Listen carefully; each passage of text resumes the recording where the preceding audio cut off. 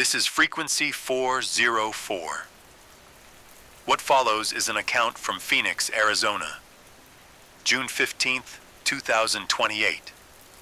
The voice belongs to Marcus Cole, cybersecurity analyst, 42 years old. He was at his office downtown when the world changed forever. This is his story of the day the war came home.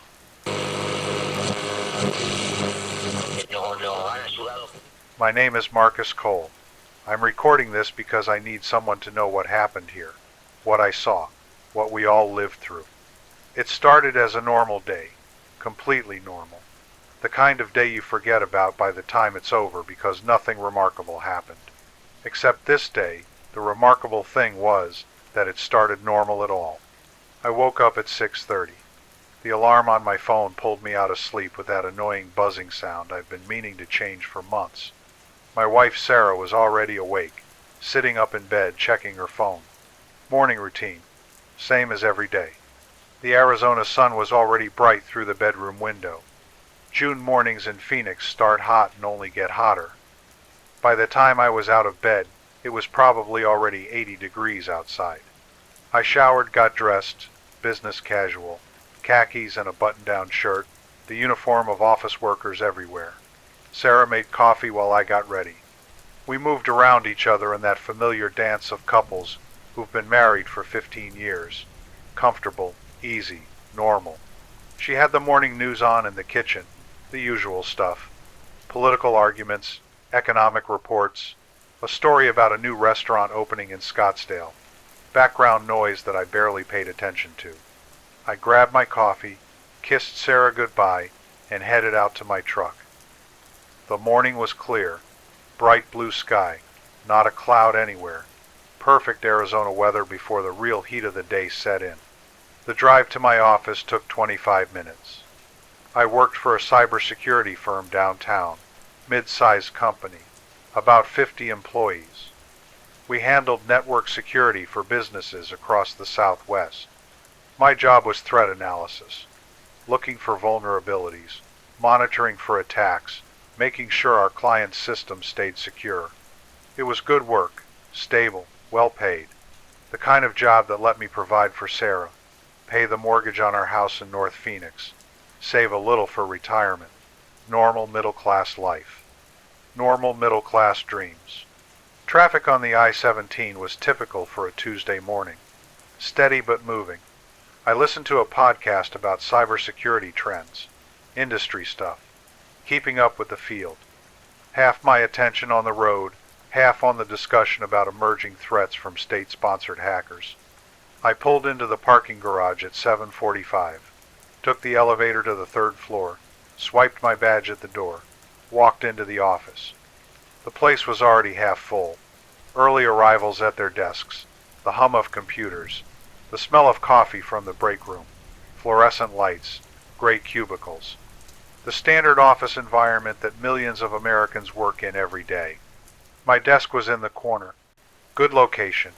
Window with a view of downtown Phoenix. I could see the skyline, the mountains in the distance, the sprawl of the city spreading in every direction. I booted up my computer, logged into our monitoring systems, started my morning routine, checking overnight alerts, reviewing security logs, looking for anything unusual in our clients' networks. Everything was normal. A few false positives from automated systems. One client had an employee clicking on a phishing email, but our filters caught it. Routine stuff. The kind of minor incidents that happen every day in cybersecurity. My coworker Dave arrived around 8:15. Stopped by my desk on his way to his cubicle. He looked tired. Made a gesture toward the break room that I understood meant he needed coffee before he could function. I nodded, understood completely. The morning progressed like every other morning. I worked through my task list, responded to emails, attended a video call with a client in Tucson about upgrading their firewall. Standard Tuesday. Around 10 o'clock I took a break, walked to the break room, refilled my coffee, made small talk with a few coworkers about weekend plans. Someone mentioned a hike they were planning in Sedona. Someone else complained about their air conditioning bill. Normal office conversation. I had a small radio on my desk, old habit from my college days. I liked having background noise while I worked, usually kept it on a news station, low volume, just enough to feel less isolated in my cubicle. That morning it was tuned to a local NPR station. They were doing a segment about water conservation in the desert Southwest. Important topic, boring delivery, the kind of thing you half listen to while you work. By 11 o'clock, I was deep in analyzing a potential vulnerability in one of our clients' systems. Technical work that required focus, the kind of problem solving I actually enjoyed.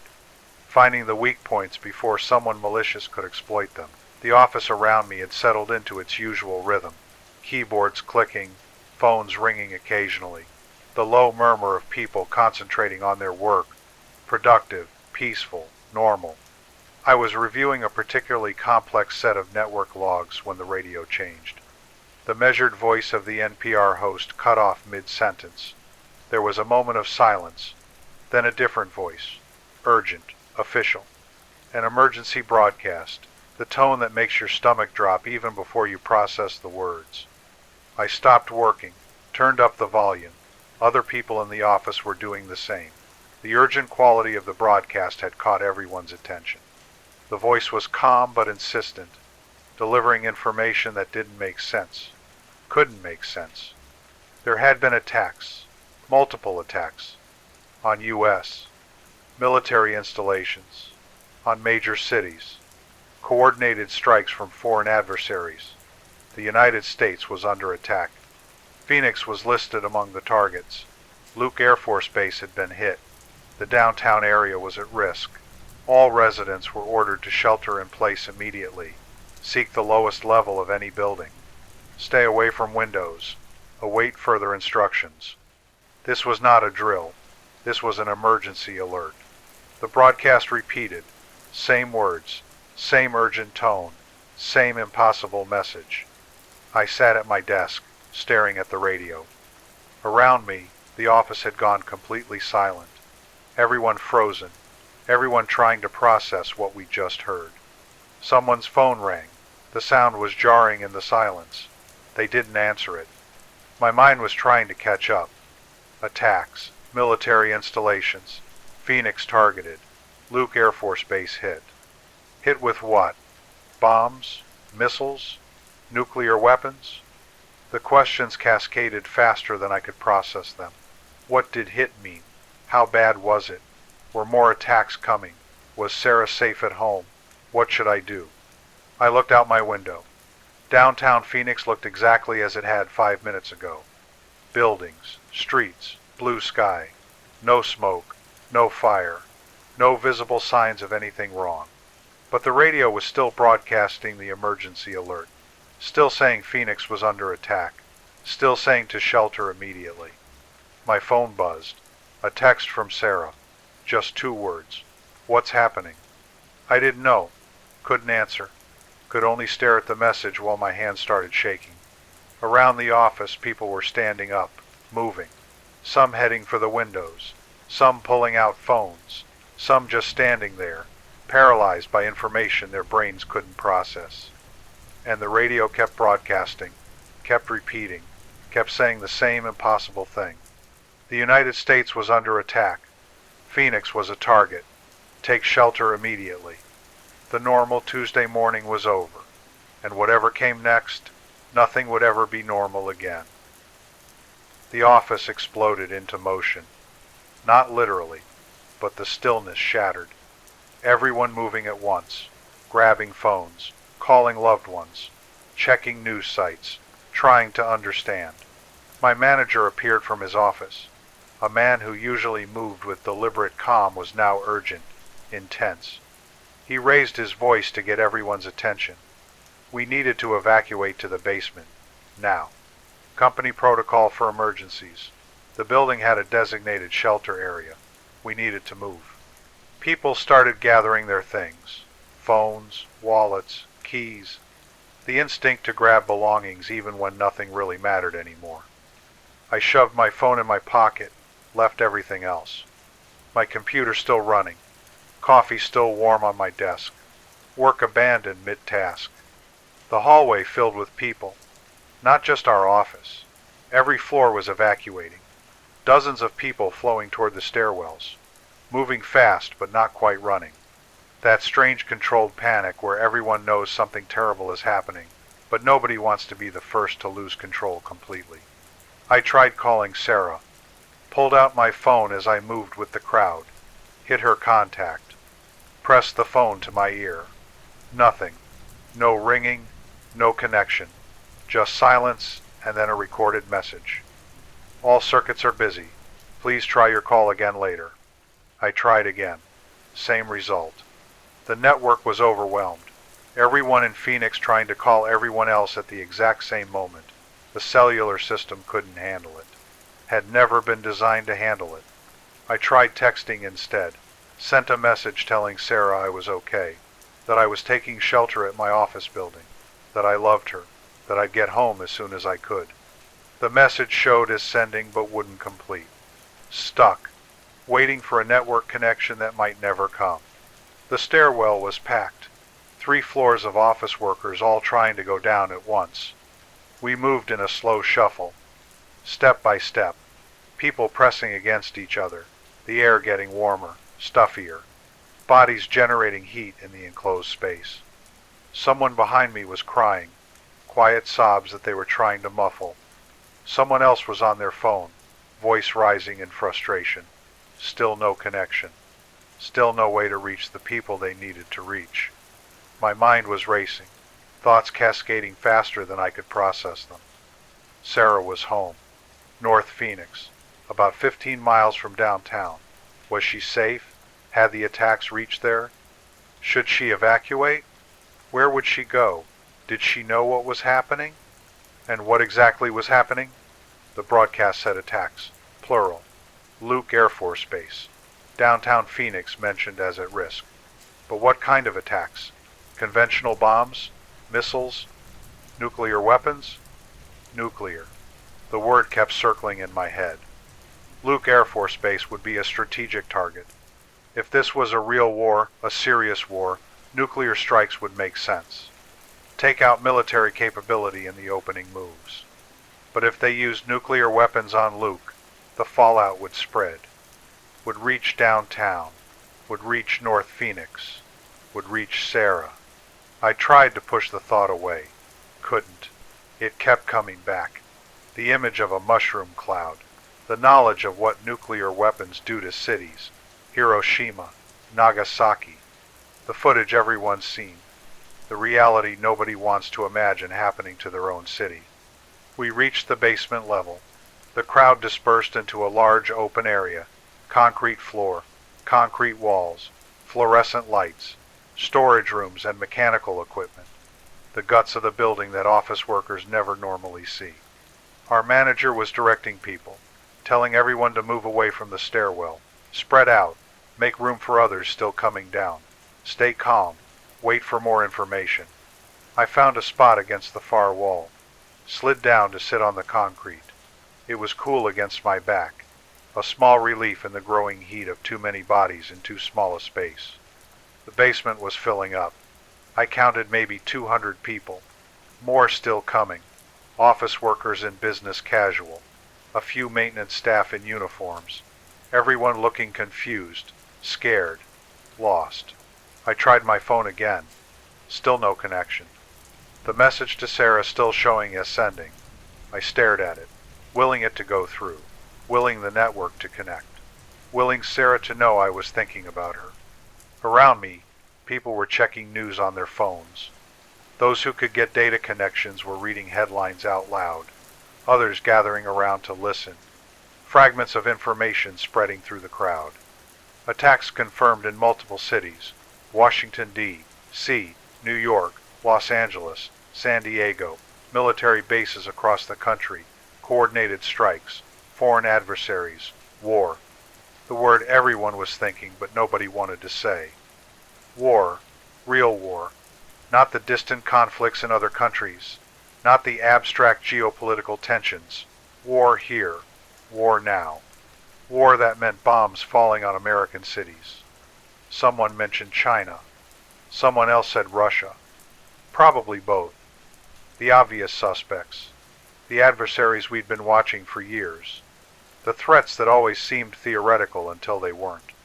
I thought about my job, cybersecurity, protecting networks, monitoring threats. I'd spent years watching for digital attacks, state-sponsored hackers trying to breach systems, probing for vulnerabilities, testing defenses. Had I missed something? Had there been signs? Were there indicators in the networks I monitored that pointed to this?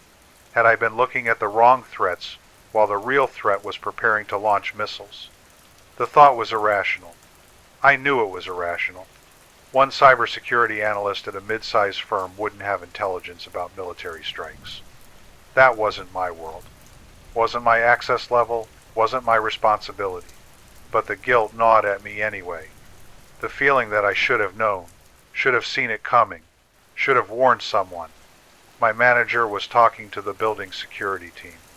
I couldn't hear the conversation, but I could see the body language. Tense, urgent, the security guard shaking his head, looking overwhelmed. This wasn't something they'd trained for, wasn't something anyone had really trained for. How do you prepare for your city being attacked? What's the protocol? What are you supposed to do when the unthinkable becomes real? The radio in the security office was playing. I could hear it from across the basement. Another emergency broadcast. More information. More targets confirmed. More cities hit. Phoenix was confirmed. Luke Air Force Base had sustained damage. Nature of the damage still being assessed. All residents instructed to shelter in place. Avoid travel. Stay away from windows. Await further instructions from emergency management. Damage. Such a sanitized word. What did damage mean? How many people had died at Luke? Hundreds? Thousands? How many more would die if this continued? I checked my phone for the 100th time. Still no connection. Sarah's last text still sitting there. What's happening? A question I couldn't answer. A question nobody could answer. The basement was getting louder. More people had arrived. Conversations overlapping. Some people trying to stay calm. Others breaking down. A woman in the corner was hyperventilating. Someone trying to help her breathe, to calm her down. I understood the impulse, to panic, to lose control, to let the fear take over. It would be so easy, to just scream, to cry, to give in to the overwhelming terror of knowing your world is ending and there's nothing you can do to stop it. But I held it together, kept breathing, kept thinking, kept trying to figure out what to do next. Because doing something felt better than doing nothing, even if that something was just sitting in a basement, staring at a phone that wouldn't connect, waiting for information that might never come, waiting to find out if the woman I loved was alive or dead, if my home still existed, if Phoenix would survive the day, waiting in the dark, with 200 strangers, while somewhere above us the war continued. Time moves differently in a basement, without windows, without natural light, without any reference to the world outside. Minutes stretch, blur together, become meaningless. We've been down here for 30 minutes. I know because I keep checking my phone. The clock is the only thing still working reliably. The network remains dead. No calls, no texts. No connection to anything beyond these concrete walls. The basement has settled into an uneasy stillness. The initial panic has faded, been replaced by something worse. A heavy, suffocating fear that sits on everyone like a physical weight. People sit against walls, cluster in small groups, some still trying their phones obsessively. The same motion repeated over and over. Unlock screen, check for signal, try to call, fail. Lock screen. Wait 30 seconds, repeat. I'm doing it too, can't stop myself. Every few minutes I try calling Sarah. Every time I get the same result. Nothing. Silence. The network too overwhelmed to function. My manager keeps walking the perimeter, checking on people, trying to maintain some sense of order, some sense of control. But there's nothing to control, no decisions to make, no actions to take. Just waiting, just existing in this liminal space between the before and the whatever comes next. The radio continues its emergency broadcasts. The security guard has it turned up loud enough for everyone to hear. Information comes in fragments, updates that clarify nothing, make everything worse. Additional strikes confirmed. Military installations across the western United States. Air Force bases, naval yards, communication facilities. The attacks are widespread, coordinated, devastating. Phoenix remains on high alert. Residents must shelter in place. Do not attempt to travel. Do not go outside. Await instructions from emergency services. But no instructions come. Just the same warnings repeated, the same orders to stay sheltered, the same promise that more information will be provided as it becomes available. Someone near me is praying, quiet words in Spanish, a rosary moving through their fingers. Others have their eyes closed. Maybe praying too, maybe just trying to shut out the reality of where we are. What's happening? A woman asks the security guard how long we need to stay down here. Her voice is strained, breaking. She has kids at school, elementary school on the other side of town. She needs to get to them, needs to know they're safe. The security guard doesn't have an answer. Nobody has answers. We're operating on instinct and emergency protocols that never accounted for this. For war, for attacks, for the complete breakdown of normal communication and command structures. The woman starts crying. Someone sits with her, tries to comfort her, tells her the schools will be sheltering the kids, that they'll be safe, that teachers know what to do. But nobody knows if that's true. Nobody knows if anywhere is safe, if anyone is doing what they're supposed to do, if the systems we built to protect us are even functioning anymore. I think about Sarah, about our house in North Phoenix, about the neighborhood where we've lived for 10 years, the neighbors we know, the streets we walk, the life we built. Is any of it still there? Are the houses standing? Are the people alive? Or has everything I know been erased in whatever happened at Luke Air Force Base? The thoughts spiral, get darker, more desperate. I force myself to stop, to breathe, to focus on something concrete, the feeling of concrete wall against my back, the temperature of the basement, the sound of 200 people breathing in an enclosed space. 40 minutes now. 40 minutes of sitting, waiting, existing in uncertainty. The basement feels smaller, the air feels thicker, the weight of all these bodies and all this fear pressing down. Someone's phone gets a brief data connection. Just a flicker. Enough to load a news headline. They read it out loud, their voice shaking. Nuclear strikes confirmed. Multiple warheads. West Coast targets.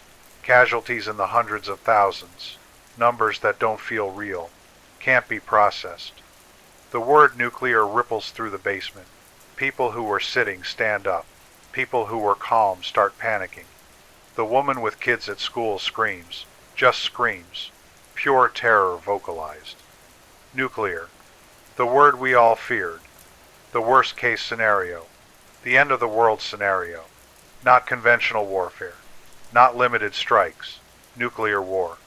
If Luke Air Force Base was hit with nuclear weapons, we're sitting 15 miles from ground zero. In a basement. In a building that wasn't designed to survive that. To protect against that. The fallout. The radiation. The invisible death that spreads on the wind. That seeps through walls. That kills slowly, painfully. We're already dead. That's what some people are saying now. We're already dead and we just don't know it yet. The radiation is coming, or it's already here. And sitting in this basement won't save us. Someone tries the stairwell door, wants to leave, wants to run. The security guard blocks them, tells them it's not safe, that we have to follow the emergency protocols. That leaving now could kill them faster. But staying might kill us too. That's what people are realizing. There is no safe option, no good choice, just different ways to die. My manager is trying to calm people down, trying to restore order, but his voice sounds hollow, uncertain. He doesn't believe his own reassurances. Nobody does. I check my phone again. Still nothing. Sarah is out there. somewhere, either safe or not, alive or not, and I have no way to know. No way to reach her, no way to help her. The helplessness is crushing, worse than the fear, worse than the uncertainty, the knowledge that the person I love most in the world might be dying and there's nothing I can do. Nothing but sit in this basement and wait. The radio continues its broadcasts. More updates, more confirmations, more cities hit, more casualties reported. The scale of the attack becoming clear. This isn't a limited strike. This isn't a warning. This is total war.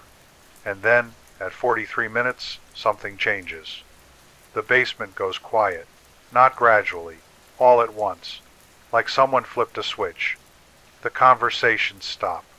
The crying stops. The prayers stop. Even the radio seems to fade into the background. 200 people holding their breath, listening, waiting. For what? I don't know. Nobody knows. But everyone feels it. Something in the air, something wrong, something coming. The silence is absolute, monumental, the kind of silence that exists before something terrible, before the world breaks, before everything ends. We sit in that silence, in that terrible, perfect quiet, and wait for whatever comes next. The floor moves first, not violently, not a sudden jolt, just a subtle shift, like the ground beneath us decided to breathe, to move, to become something alive and unstable. I feel it through the concrete, through my body pressed against the wall. A vibration, low frequency, deep, the kind you feel more than hear. Around me, people are looking at each other, confused, uncertain, trying to understand what their senses are telling them, trying to deny what their instincts know. The vibration grows, stronger, more insistent, the concrete floor trembling, the walls beginning to shake. Someone stands up. Then everyone is standing, moving away from the walls, away from anything that could fall, clustering in the center of the basement. 200 people pressed together. Nowhere to run, nowhere to hide. The shaking intensifies. Real now, undeniable. An earthquake. But not an earthquake. Something else. Something worse. Equipment on the walls rattles. Pipes vibrate. Dust falls from the ceiling. Fine gray powder drifting down like snow. The fluorescent lights sway, casting moving shadows, making everything feel unstable, unreal. People are screaming, not words, just sounds, raw terror vocalized.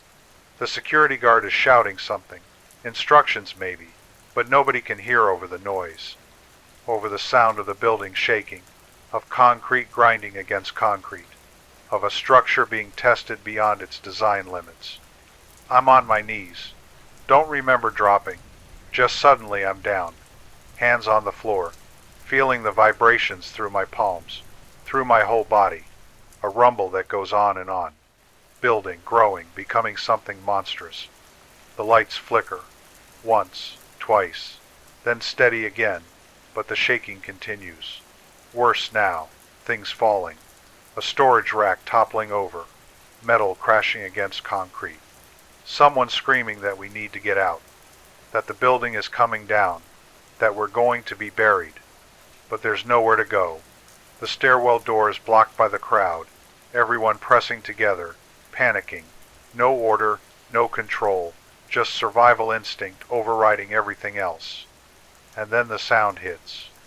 Not through the air, through the ground, through the building itself. A bass note so deep it's more sensation than sound, felt in your chest, in your bones, in your teeth. A pressure wave, traveling through the earth, through the foundation, through every support beam and concrete wall. The impact of something massive, something catastrophic, something that shouldn't exist in the world we knew. The sound is muffled by distance and concrete, and layers of earth, but even muted, even dampened, it's incredible, impossibly powerful, the sound of the world breaking. It lasts forever, lasts seconds. Time stops meaning anything. There's only the shaking, the sound, the terror, the absolute certainty that we're about to die, that the building will collapse, that tons of concrete will crush us, that this basement will become our tomb. I'm thinking about Sarah, about never seeing her again, about dying here with strangers while she's out there somewhere, alone, scared, not knowing what happened to me. The thought is unbearable, worse than the fear of death. The thought of her waiting, wondering, never knowing. And then it stops. Not gradually, suddenly. The shaking just ceases.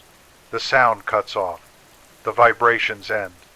Like someone flipped a switch and turned off the earthquake, turned off the war, turned off the end of the world.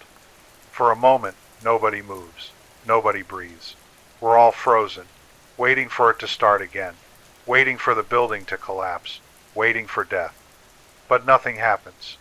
The basement is still, silent except for ragged breathing, crying, the sound of 200 people processing survival. The lights are still on. The walls are still standing. The ceiling hasn't collapsed. We're alive, somehow, impossibly, we're alive. I stand up, legs shaking, check myself. No injuries, nothing broken, just scared, just traumatized, just alive when I thought I wouldn't be. Around me, people are doing the same, checking themselves, checking others. The woman who was screaming is sitting now, rocking, someone holding her. The security guard is at the radio, trying to get information, trying to understand what just happened. My manager is doing another head count, making sure everyone survived, calling out names, people responding, voices weak but present, everyone accounted for, no casualties, no injuries beyond bruises and scrapes from falling. A miracle, that's what someone calls it, a miracle that the building held, that we survived, that we're not buried under rubble. But I'm not thinking about miracles. I'm thinking about what that shaking meant, what that sound meant, what could cause the earth to move like that, what could generate a pressure wave strong enough to feel 15 miles away through layers of rock and soil and concrete. Nuclear weapons, that's what. A detonation large enough to shake the ground like an earthquake, to create a shock wave that traveled through the earth, to make a sound that deep, that powerful, that final. Luke Air Force Base is gone. Not damaged, not hit, gone, vaporized. Along with everyone who was there. Along with everything within miles of the impact point. And we felt it, here, 15 miles away, underground, through concrete walls. The echo of an explosion that killed thousands, tens of thousands, maybe more. The radiation is coming, if it's not already here, spreading on the wind, settling on Phoenix, on our homes, on our families. Invisible death that we can't see, can't feel, can't escape. Sarah, the thought hits me like a physical blow. Sarah is out there, North Phoenix, in the path of the fallout, in the radiation zone, exposed, vulnerable, dying. I try my phone, hands shaking so badly I can barely hold it. Still no signal, still no connection, still no way to reach her, no way to warn her, no way to know if she's alive. The basement is loud again. Everyone talking at once, asking questions nobody can answer. What happened? What do we do? How long do we stay? Is it safe to leave? Are we going to die? The security guard is listening to the radio, his face pale, expression grim. Whatever he's hearing, it's not good. He turns to address the room. His voice is steady but strained, trying to maintain professional calm while delivering information that destroys any hope of calm. There's been a nuclear strike on Luke Air Force Base, confirmed. Additional strikes on other Phoenix area targets. The city is under attack. Fallout is spreading. Everyone must remain sheltered. Attempting to leave would be fatal. We're trapped. That's what he's saying without saying it. Trapped in this basement, in this building, in this city that's being destroyed around us. How long? Someone asks. How long do we stay down here? The security guard doesn't answer. Doesn't have an answer. Nobody does. We just survived a nuclear explosion 15 miles away. But surviving the blast isn't the same as surviving the war. And the war isn't over yet. Time loses meaning when you're trapped underground, without daylight, without routine, without anything to mark the passage of moments except the clock on a phone that can't connect to anything. 3 hours since the shockwave. 3 hours of sitting in this basement. 3 hours of breathing recycled air and living in fear and waiting for something that might never come. Help, information, permission to leave, anything. The initial panic has faded, been replaced by something worse. A heavy exhaustion, a bone-deep weariness that comes from sustained terror. From holding yourself together when everything inside wants to fall apart. People sit against walls now, scattered throughout the basement in small groups. Some talking quietly, most just silent, staring at nothing, processing what happened, what might still be happening, what comes next. The security guard's radio continues its broadcasts. Emergency alerts on repeat. Instructions that don't help. Warnings we've already heard. The same information cycling endlessly because there's nothing new to report. Or because whatever's new is too terrible to broadcast. Phoenix remains under attack. Multiple strikes confirmed. Casualties unknown but extensive. All residents must shelter in place. Fallout levels are critical. Attempting to travel would be fatal. Emergency services are not operational. Await further instructions. But no further instructions come. Just the same loop, the same warnings, the same emptiness where answers should be. My phone battery is at 40%. I've been checking it obsessively. Every few minutes trying to call Sarah, trying to text, trying to connect to anything. The network remains dead. Has been dead for 3 hours. Might stay dead forever. I think about her constantly. Can't stop. Images cycling through my mind. Sarah at home. Sarah wondering where I am. Sarah scared. Sarah sick. Sarah dying. I force the thoughts away. They come back. Always come back. The not knowing is torture, worse than any physical pain. The possibility that she's gone and I'll never know. Never get to say goodbye.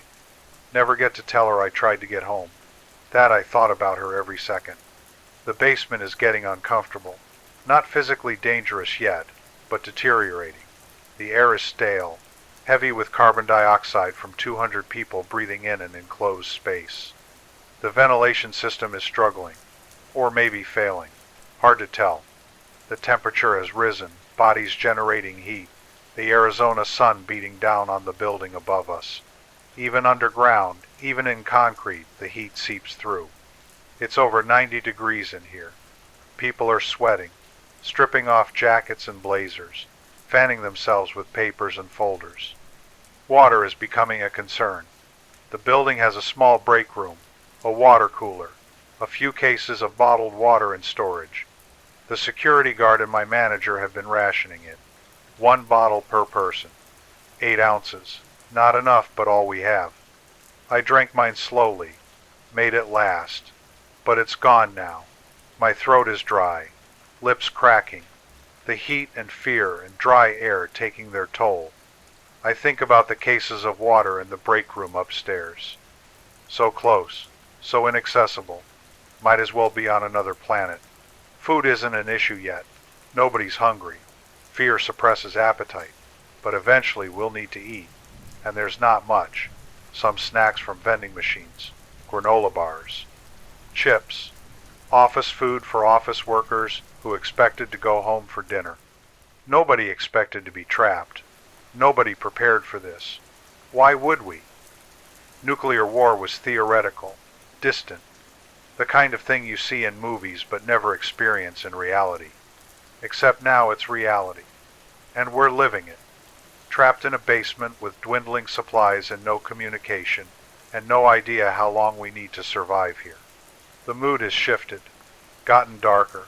People aren't talking as much. The conversations that do happen are quiet, subdued, about families they can't reach, homes they can't return to, lives that might already be over. The woman with kids at school hasn't stopped crying. Not loud, just constant tears. Silent grief for children she can't protect, can't even know are alive. Someone sits with her.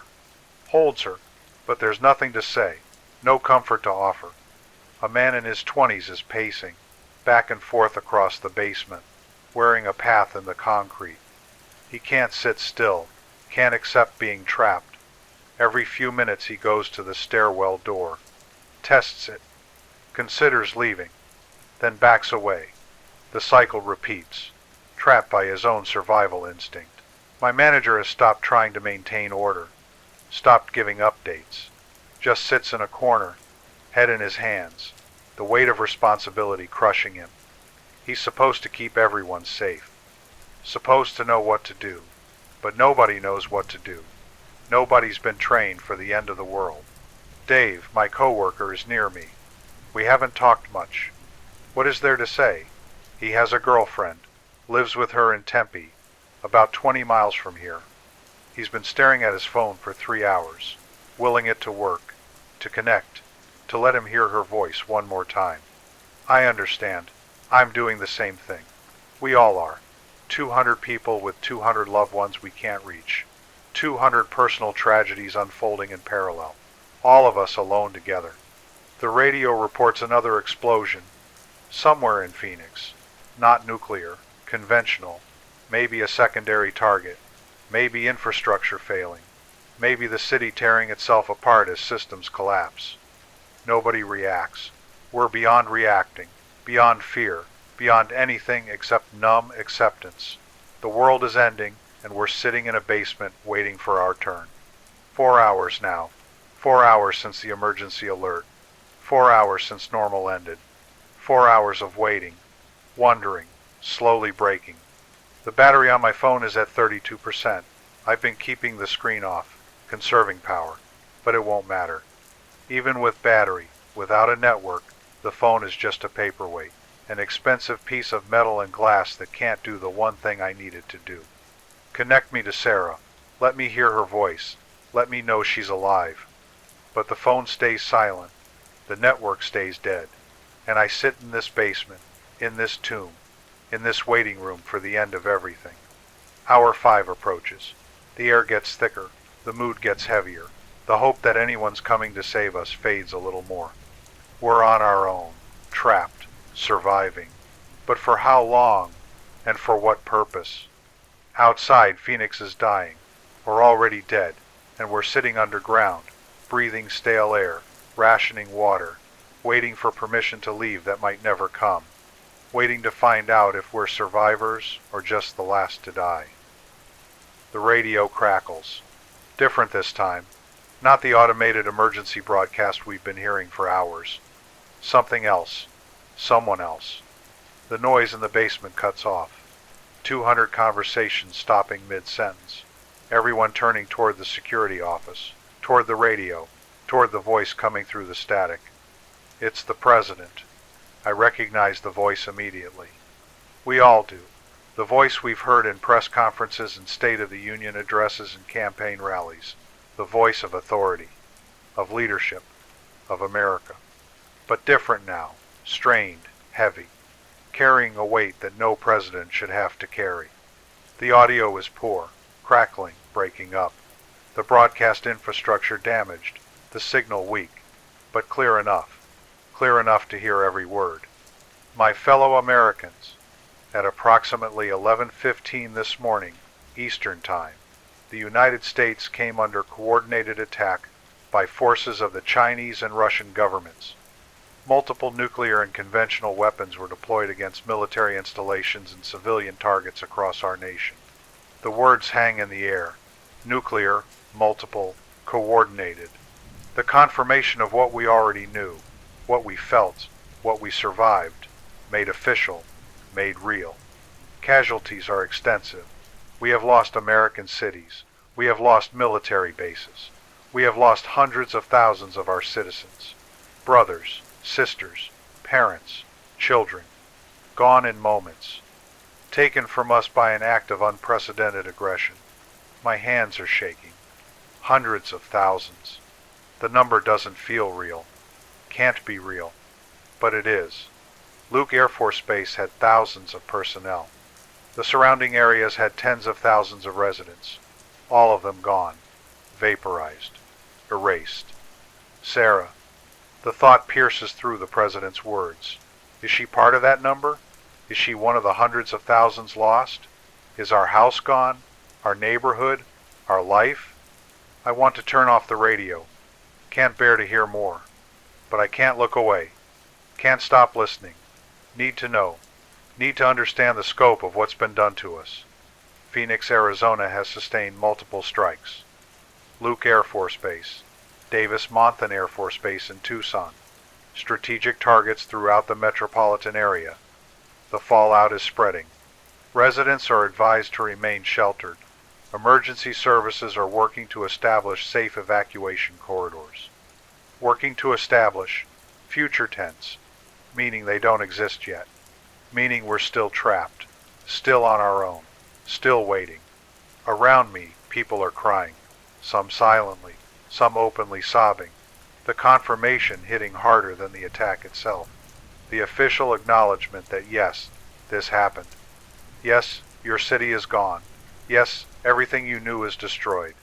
But the president isn't finished. The tone shifts, becomes harder, colder, the grief transforming into something else, something fierce. To those who perpetrated this attack, to the governments of China and Russia, to those who believed they could strike at America without consequence, you have made a grave miscalculation. The United States of America will not falter, will not surrender, will not forgive this act of war. Our military remains strong. Our resolve remains unbroken. Our response will be swift, decisive, and overwhelming. You wanted war. You will have it. And you will regret, for whatever time remains to you, that you ever dared to raise your hand against the American people. The words are delivered with cold fury.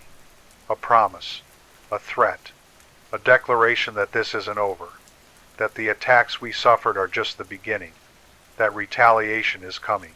Part of me feels it, that surge of anger, that desire for vengeance.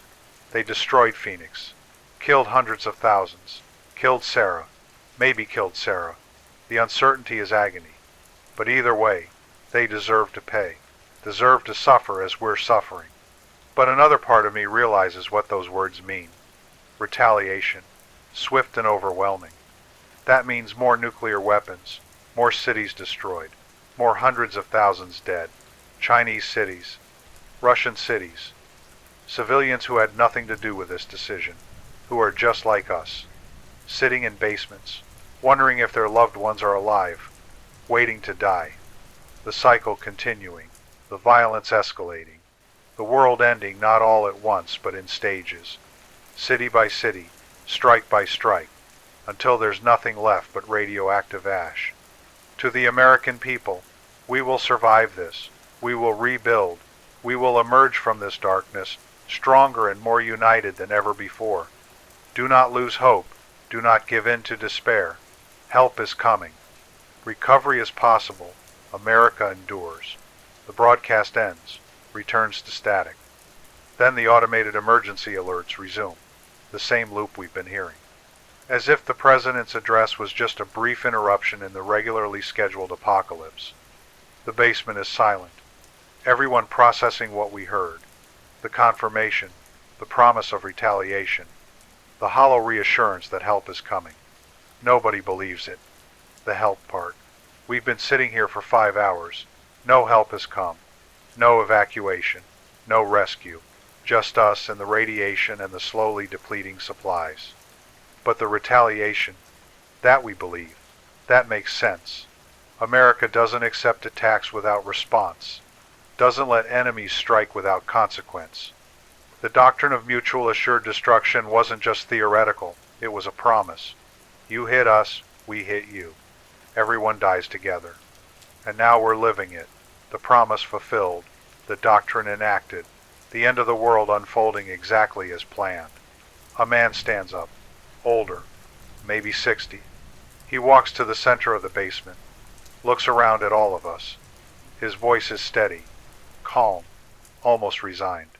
He says we need to accept reality. The president talked about survival. About rebuilding. But we're not surviving. We're sitting in a radioactive zone. The fallout is here. It's in the air. It's on the building. It's seeping through the walls. We're already contaminated. Already dead. We just haven't stopped breathing yet. Nobody argues. Nobody offers false hope. Because he might be right. Probably is right. The radiation levels outside are critical. We've been underground for hours, but that doesn't make us immune. Doesn't protect us completely. We're dying slowly instead of dying instantly. That's all shelter bought us. A few extra hours, maybe a day, maybe two, before the radiation sickness starts. Before the vomiting and the bleeding and the slow shutdown of our bodies. The woman with kids at school screams, tells him to shut up, to stop, that her children are alive and she's going to see them again. That help is coming, that the president said so. But her voice breaks. She doesn't believe it either. Wants to, desperately wants to, but can't. I look at my phone. 28% battery. Still no signal. Still no way to reach Sarah. Still no way to know if she's alive or dead or dying. The president's words echo in my mind. Hundreds of thousands of casualties. Phoenix sustained multiple strikes. Fallout is spreading. Sarah was in North Phoenix, in the path of the fallout from Luke. In the danger zone. Exposed. Unprotected. She's gone, the thought crystallizes. Becomes certainty. Not hope, not fear, just acceptance. She's gone, and I'll never see her again. Never hold her. Never tell her I love her one more time. I survived the attack. Survived the shockwave. Survived 5 hours in this basement. But for what? To sit here and die slowly? To wait for radiation sickness while the world burns? The president promised retaliation. Promised that our enemies would regret their actions. But retaliation won't bring Sarah back. Won't bring any of them back. The hundreds of thousands gone. The millions more who will die in the response. We're all dead. Everyone. Everywhere. The weapons are flying. The cities are burning. The radiation is spreading. This is it. This is how humanity ends. Not with a whimper, with overlapping nuclear explosions and presidential promises of vengeance, and 200 people trapped in a basement waiting to die.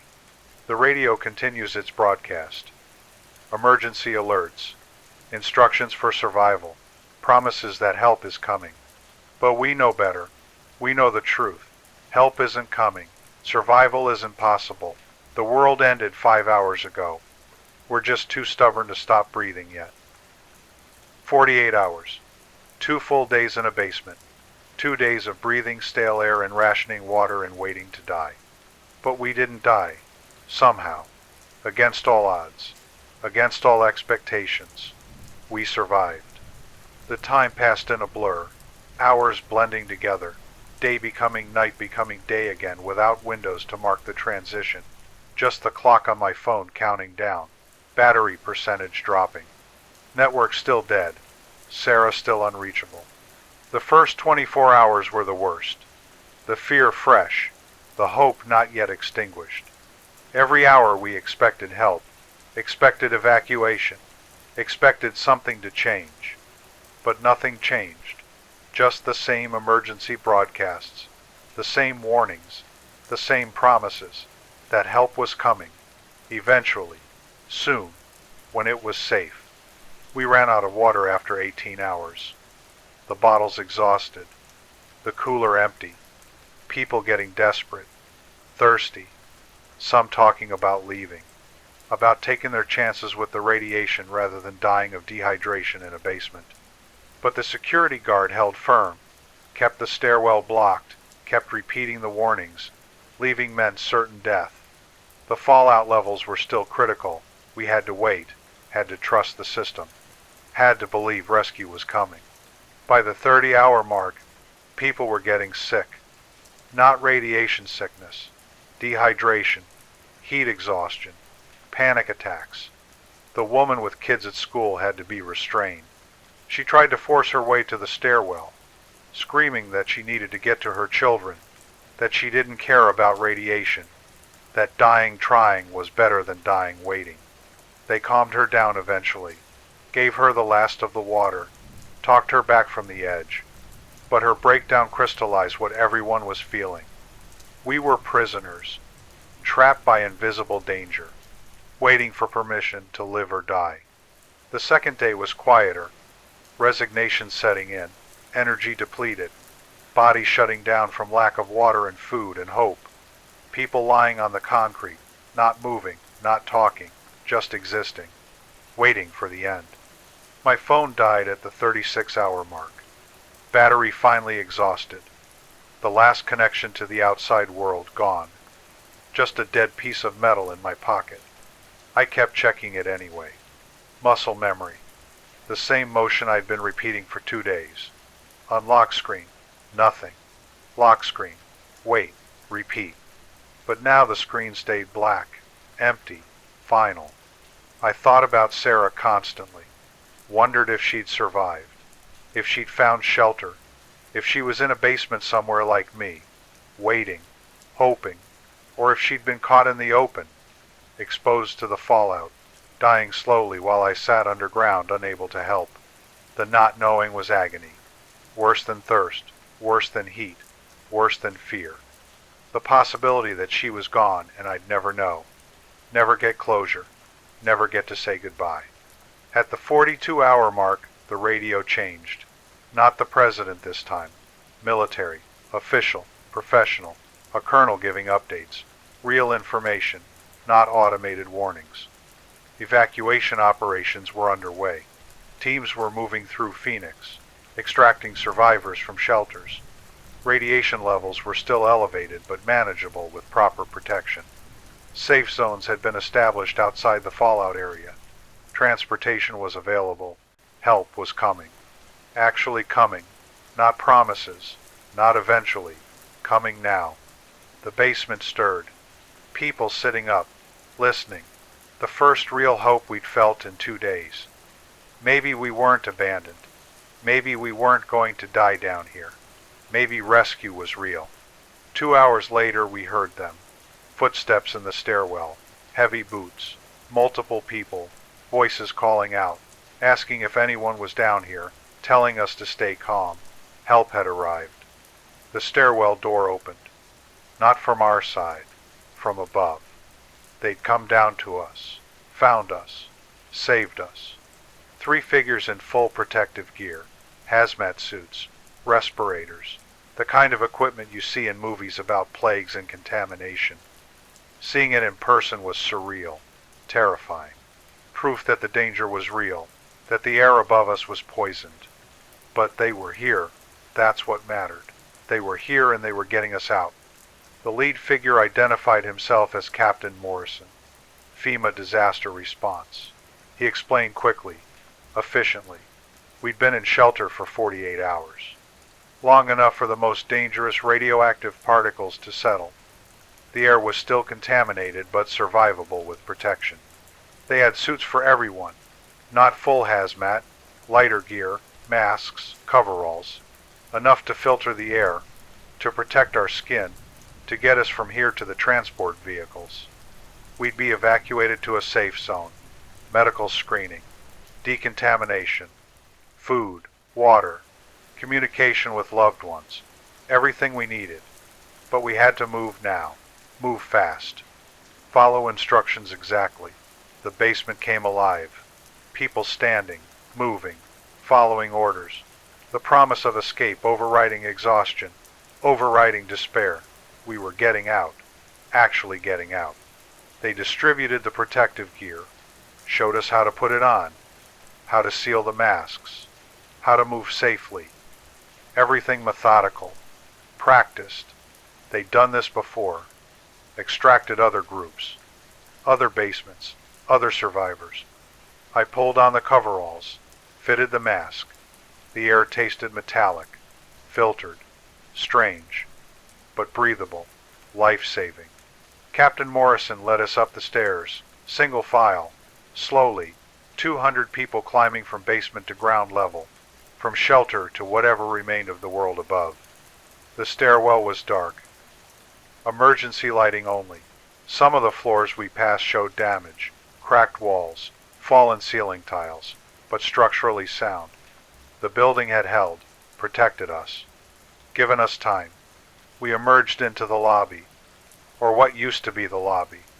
The windows were blown out, glass everywhere, dust coating every surface, but it was standing, intact enough, and beyond the windows I could see Phoenix, or what was left of it. The city was gray, everything gray, ash covering the streets, the buildings, the cars, a thick blanket of radioactive dust that had settled over everything. The sky was hazy, not quite dark but not clear, a strange twilight quality even though it should have been mid-afternoon. The downtown skyline was altered. Some buildings were missing, others damaged, holes where glass and concrete should be. Phoenix looked like a war zone, because it was a war zone, had been for 2 days. But people were moving through it. Rescue teams in protective gear, military vehicles, buses waiting to transport survivors, organization, structure, the machinery of disaster response operating despite the devastation. We were directed to the buses, helped aboard, given water immediately. Bottles passed down the aisle. I drank mine in seconds. The first liquid in over a day. It tasted like salvation. The bus filled. Other survivors from other buildings joining us. All wearing the same protective gear. All looking shell-shocked, traumatized, but alive. The bus started moving, slowly, navigating streets filled with debris and abandoned cars and gray ash. I looked out the window, watched Phoenix pass by. The destruction was everywhere. Not complete, not total annihilation, but widespread. Buildings damaged, streets impassable, infrastructure collapsed, a city broken but not erased. We passed areas that were worse, entire blocks reduced to rubble. Ground zero of secondary explosions, the conventional strikes that had followed the nuclear ones. Precision attacks on whatever targets the enemy deemed important. But we also passed areas that looked almost normal. Buildings standing, streets clear, just covered in ash. Phoenix hadn't been destroyed completely, just wounded, badly, critically, but not killed. The ride took an hour, west out of the city, away from downtown, away from Luke Air Force Base, away from the fallout zone, to somewhere the radiation levels were safe, or safer, safe enough to establish operations. The safe zone was a massive tent city.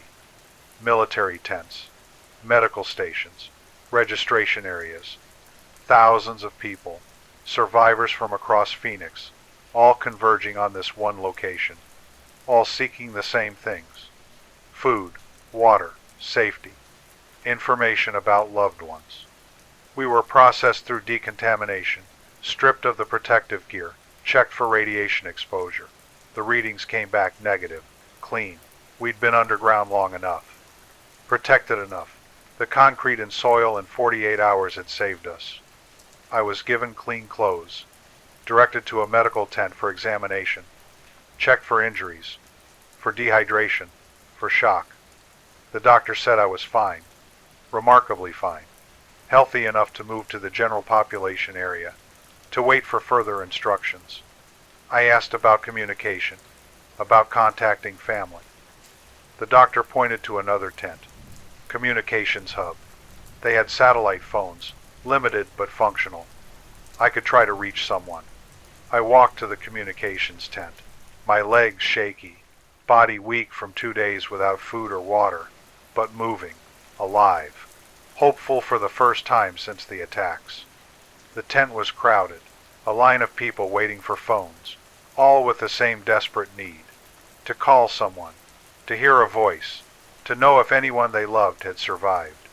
I waited my turn, 40 minutes, 50, each person ahead of me taking their time, making their calls, having their reunions or learning their losses. Then it was my turn. A volunteer handed me a satellite phone, asked who I needed to call. I gave them Sarah's number. Hoped she'd answer. Hoped her phone still worked. Hoped she was alive. The phone rang. Once. Twice. 3 times. Then a voice, her voice, saying hello, uncertain, scared. Sarah. I couldn't speak at first. Couldn't process that she was real. that she'd survived, that I was hearing her voice after 2 days of silence. She asked who was calling. I managed to say my name. Managed to tell her it was me, that I was alive, that I'd made it out of downtown. She broke down, crying, saying my name over and over, saying she thought I was dead, that she'd been in a shelter, that she'd tried to call but nothing worked, that she'd been waiting, hoping, praying. I told her where I was, the safe zone west of the city. Asked where she was. She said the same place, the same safe zone. They'd evacuated her neighborhood yesterday, brought her here. She'd been looking for me, searching through the crowds, not knowing if I'd made it. The volunteer helped us coordinate, found Sarah in the crowd, directed us to a meeting point. I ran, actually ran, energy I didn't know I had carrying me through the tent city. And then I saw her, standing by a medical tent, still in her evacuation coveralls, hair pulled back, face tired but beautiful, alive, real, mine.